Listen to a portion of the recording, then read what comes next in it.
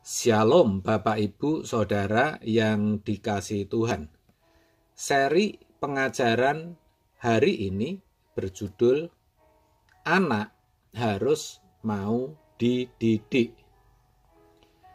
Agar bisa berkeadaan sebagai anak sehingga diakui dan diterima Bapak, kita harus mau dididik.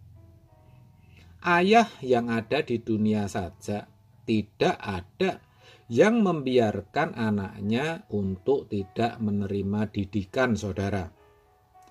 Kalaupun sampai saudara menjumpai ayah yang tidak mendidik anaknya, pasti itu bukan ayah yang benar, bukan orang tua yang baik, bukan ayah yang bertanggung jawab, dan bukan orang tua yang mengasihi anaknya. Demikian juga kita yang secara status memanggil Dia, yaitu Allah, ya Bapa, ya Aba, yang tidak lagi menerima roh perbudakan. Kita harus bisa membuktikan bahwa kita benar anak-anak Allah. Sebab kamu tidak menerima roh perbudakan yang membuat kamu menjadi takut lagi. Tetapi kamu telah menerima roh yang menjadikan kamu anak Allah. Oleh roh itu kita berseru, ya Aba, ya Bapa. Roma 8 ayat 15. Maka sebagai orang yang berstatus anak-anak Allah, kita harus mau dididik, saudara. Terkait akan hal itu, penulis surat Ibrani mengatakan dalam Ibrani 12 ayat 5-7 demikian. Dan sudah lupakah kamu akan nasihat yang berbicara kepada kamu seperti kepada anak-anak? Hai anakku, janganlah anggap enteng didikan Tuhan, dan janganlah putus asa apabila engkau diperingatkannya. Karena Tuhan menghajar orang yang dikasihinya, dan Ia menyesah orang yang diakuinya sebagai anak. Jika kamu harus menanggung ganjaran, Allah memperlakukan kamu seperti anak. Di manakah terdapat anak yang tidak dihajar oleh ayahnya? Saudara, melalui surat ini kita diingatkan agar tidak menganggap enteng didikan Tuhan. Artinya, jangan sampai tidak memperhatikan, jangan sampai meremehkan ketika Tuhan mendidik kita. Cara Tuhan dalam mendidik kita adalah melalui firman-Nya. Perhatikan itu. Firman itu nasihat Tuhan yang harus kita perhatikan. Orang yang meremehkan firman, yang tidak mau mendengarkan firman dengan sungguh-sungguh, yang tidak mau belajar firman, sejatinya adalah orang-orang yang meremehkan didikan Tuhan. Saudara, kita harus jujur. Sesungguhnya masih banyak orang Kristen yang ada di wilayah ini. Tanpa sadar, sebenarnya sedang meremehkan dan tidak mengindahkan didikan Tuhan. Mari, saudaraku, kita koreksi diri kita masing-masing. Apakah kita termasuk orang yang seperti ini? Kalau iya, saudara, maka kita harus cepat-cepat berubah.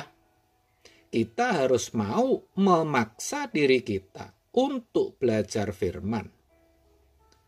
Kalau kita serius dan sungguh-sungguh ingin mengetahui kebenaran, ingin mengetahui firman Tuhan, Roh Kudus pasti memberikan hikmat. Karena Tuhan sendiri yang akan mendidik saudara. Juga dikatakan dalam ayat tadi, jangan putus asa apabila engkau diperingatkan. Saudara, kita tahu, kita itu sering tidak menyadari kalau kita itu salah. Hidup kita itu sedang meleset dan tidak sesuai dengan kehendak Allah. Ketika hal ini terjadi, Tuhan pasti memperingatkan. Melalui apa? Bisa melalui orang lain yang memberi nasihat atau teguran kepada kita yang sesuai dengan kebenaran. Tetapi masalahnya, peringatan atau teguran itu bisa juga melalui peristiwa yang tidak kita inginkan. Bahkan sesuatu yang tidak nyaman. Itu masalahnya. Tanpa kita duga, kita ditipu orang kepercayaan kita. Tidak pernah sakit, begitu sakit, pusing, tidak sembuh-sembuh. Ternyata ada tumor di kepala. Suami yang sepertinya setia, ternyata kedapatan memiliki wanita lain. Terjerat kasus hukum, walaupun tidak bersalah. Dan kejadian-kejadian lain yang membuat hidup ini jadi berat dan tertekan. Saudara, ketika hal itu terjadi, hal pertama yang harus kita lakukan adalah kita memeriksa diri kita di hadapan Tuhan. Adakah sesuatu yang tidak berkenan? Bisa jadi itu peringatan atau teguran dari Tuhan karena kemelesetan yang telah kita lakukan. Jangan pernah berpikir itu suatu musibah, bencana, atau kecelakaan. Karena kecelakaan yang sesungguhnya adalah ketika kita ditolak oleh Tuhan. Kita harus percaya bahwa dalam kesemuanya itu, Tuhan ada bersama kita. Bahkan ketika keadaan bertambah atau semakin buruk dan sepertinya tidak ada jalan keluar, kita harus tetap yakin bahwa Tuhan itu masih pegang kendali dalam hidup kita. Justru melalui itu semua, Tuhan menyatakan kasih dan kehadirannya. Makanya penulis Ibrani mengatakan Tuhan menghajar orang yang dikasihinya dan ia menyesah orang yang diakuinya sebagai anak. Itu berarti dengan dihajar dan disesah, sesungguhnya kita sedang diproses untuk bisa menjadi anak-anak yang diakui, anak-anak yang sah atau huios.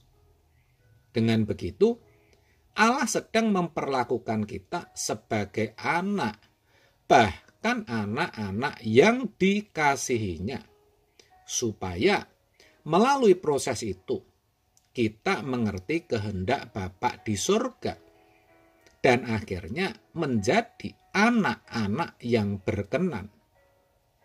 Sebab itu saudaraku, barangkali saat ini saudara juga sedang dididik oleh Tuhan.